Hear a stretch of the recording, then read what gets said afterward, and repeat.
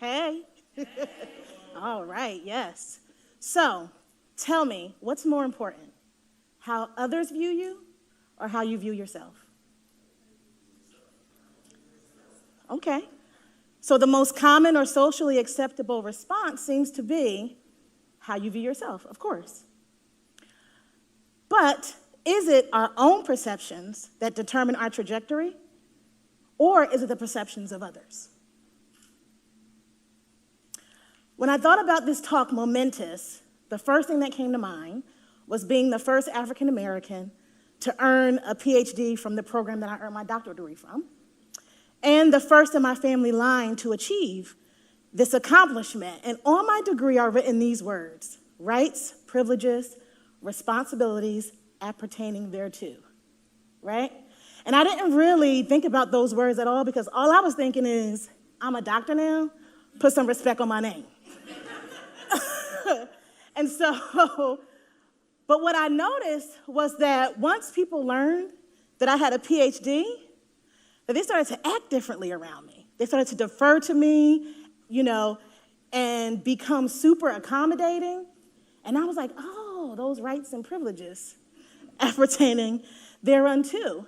And then when they find out that I'm also a licensed professional counselor, a mental health counselor, they ask me for a diagnosis for themselves, or for a friend, their parents, that's common, or even colleagues.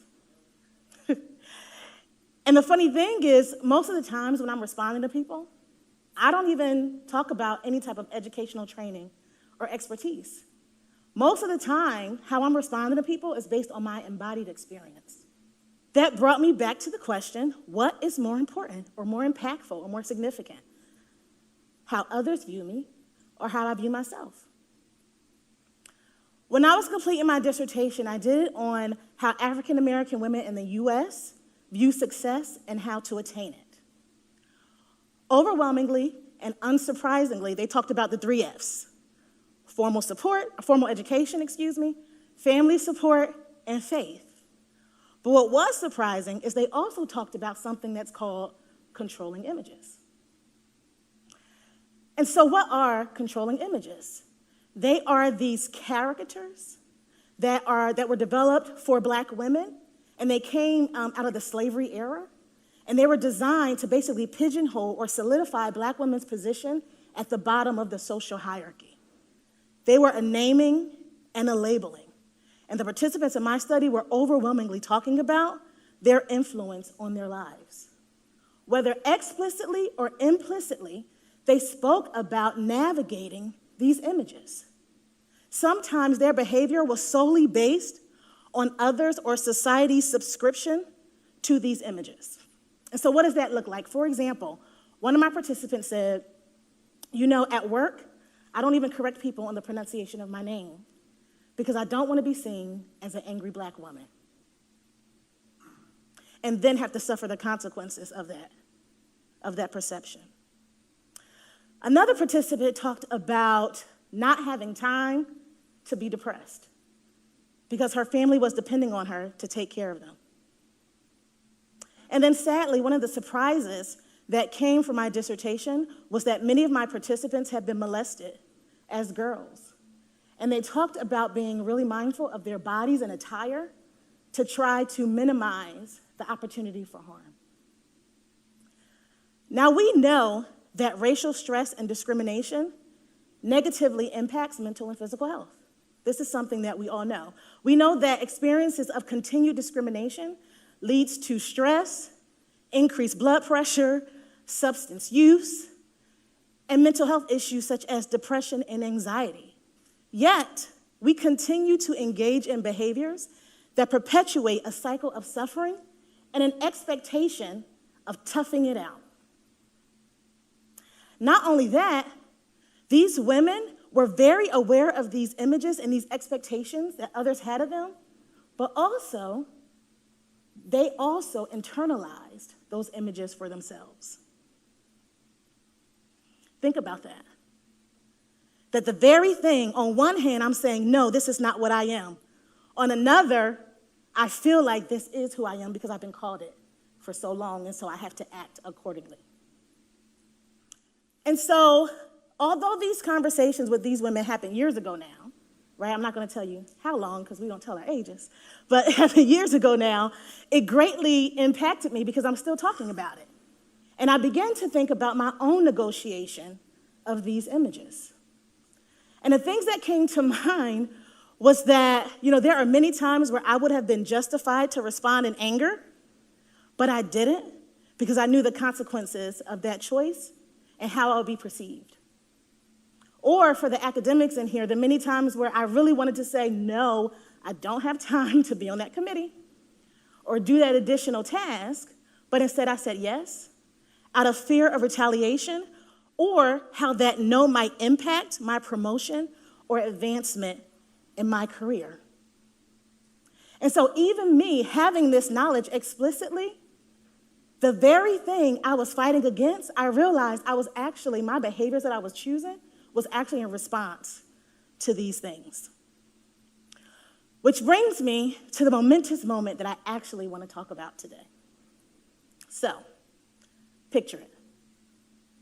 It's 2020, and a lot is going down, right?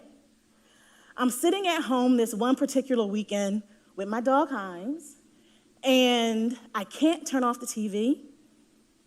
I'm unable to mute my social media notifications. And, my mental health, my emotional health is under attack. I get to work on Monday, virtually, of course, because at this point, everything was virtual. And I go into a meeting, and my colleagues are talking about regular, everyday things, like laundry and cleaning the house and grading papers. And I felt like I was in the Twilight Zone because I'm sitting at my screen immobile, literally feeling trauma in my bones. And I realized in that moment that this space will always render me invisible. That no matter how well I spoke, I was still invisible in this space. That PhD that I'm so proud of did not make me more visible. Wearing suits did not make me more visible. Code switching, it did not make me more visible. And that realization was momentous. Now, before I tell you about my response to what happened, I first want to tell you a story. It's a story about an elephant and a giraffe. So, I didn't write this story. It's written by R. Roosevelt Thomas, and you can find it in the book, Building a House for Diversity. But it's one of my favorite stories that I use as a teaching tool. And it goes a little something like this. All right, so there's this giraffe who's a woodworker. And he's built this amazing giraffe house. So amazing that it got a national award. It was featured in the newspaper, and he is so proud of this house. One day, he's working in his garage, and he looks out and he sees his friend, the elephant. The elephant is also a woodworker, and he invites him over. Well, the elephant tries to get in, but the doorway is tall and thin, and he can only get his head in the door. So the giraffe says, "Lucky for you, I have a latch here for my equipment." He flipped it so that the elephant could come in the house. When the elephant gets in the house, the giraffe has to take a call upstairs. Before he goes upstairs, the giraffe says to the elephant, "Make yourself at home." Cool. Before I continue, I want you to think about what it means to make yourself at home. So the elephant looks, he sees an unfinished project, and he says, "Oh, let me go check it out." He takes a step, and the floor starts to crunch. So then he says, "Whoa, I'll just go upstairs." He goes to go up the steps, and the steps crack, which startled him. So he jumps back, falls into the wall, and the wall crumbles. Giraffe comes down and says, "What happened?" And the elephant's response was, "I was trying to make myself at home." The giraffe then looks around and says, "I see the problem." And he starts to list things for the elephant to do. He says, go on a diet, take some exercise classes and lose weight, and take some ballet classes so that you're lighter on your feet. So he lists all these things so that the elephant could be comfortable in his house. And I think the elephant responds masterfully. The elephant looks at the giraffe and says, perhaps you're right. But maybe a house built for a giraffe can never really work for an elephant. And that sentiment describes exactly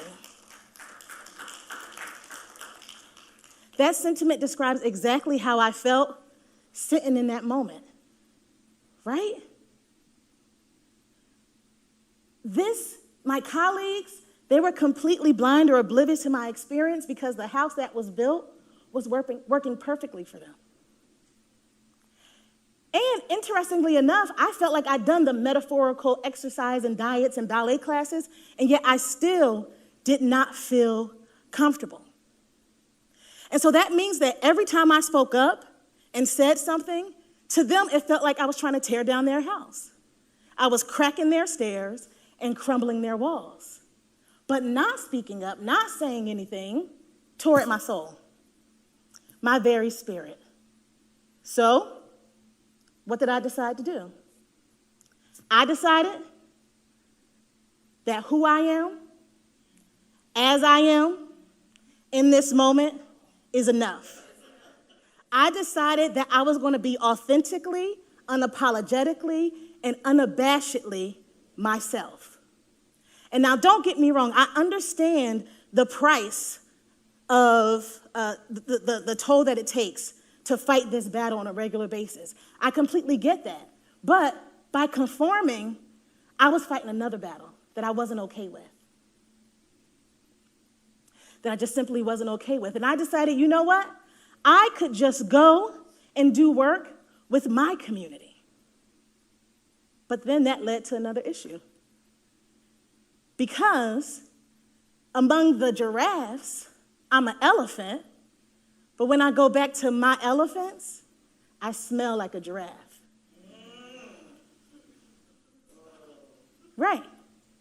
And so the story that I told, it doesn't address that conundrum, right? It doesn't talk about the cost of conformity, the price of exceptionalism. It does not talk about the stripping of identities that sometimes occur when you're trying to survive in these spaces. It doesn't talk about how now there's a within-group naming that happens where you are seen as out of touch or bougie, right? And that in your own community, that too hurts. And so the name of my dissertation, or the title of my dissertation, was Exceptional But Not an Exception, How African American Women Make Their Way. And what did I do? I decided to make my own way, as so many people have done before me. I've decided to teach the way I wanted to teach, right? Do research the way that I wanted to do research. And I moved now to this model of research that's really emancipatory. And I want to shout out my mentor, Dr. Cerisi West Olentuji. And I also do what I call FUBU research, for us, by us. And so I know I talked a lot today about my own experiences as a Black woman from the hood with a PhD, but I realized that this experience of navigating two spaces and not being fully accepted in either is not that unique of an experience. I'm thinking about the immigrant experience, the biracial or multiracial experience. I'm thinking about the Black queer experience, and so on and so forth. And so I want to end my talk today in two ways. First, with some instructions, all right? And then finally, I'm going to end with one of my personal mantras, but I'm going to ask you to do the personal mantra with me. So I'm telling you now so you can be ready, all right? So if you can relate to that experience, I'm going to ask you to do three things. These are the instructions. Reflect, renounce, rejoice. Engage in some self-reflection about who you are, especially when people keep telling you who you are. Sometimes that takes a lot of work, right? I say to ask yourself what Fanon calls our central questions. Who am I? Am I who I say I am? And am I all I ought to be? And then I want you to renounce. No matter how far you go and what you achieve, there are going to be people that will try to name you. And I want you to say to them, you don't get to name me. I want you to reject it. Now, this is hard work, but it is rewarding work. And then finally, rejoice. My colleague Amira said the other day to be intentional about having a good day. She said, don't just expect a good day to happen to you. And so I'm going to tell you the same thing about joy. Don't just expect to find joy in the flowers and the trees and the grass, right? I want you to be intentional about creating joy, because joy is a way to resist, right? We need it to move forward. All right. So, one of my personal mantras. I want you to repeat after me. Are you ready? Are you ready? Yes. All right, that sounded better. So, it goes like this. I look in the mirror and I say, be mindful and be yourself. Be mindful and be yourself. Do your job and do you. Do your job and do you. Have faith and have a drink. Have faith, have a drink. Reach back while moving forward. Reach back while moving forward. See the moment and seize the moment. See the moment and seize the moment. And slaying is non-negotiable. And slaying is non-negotiable. Period.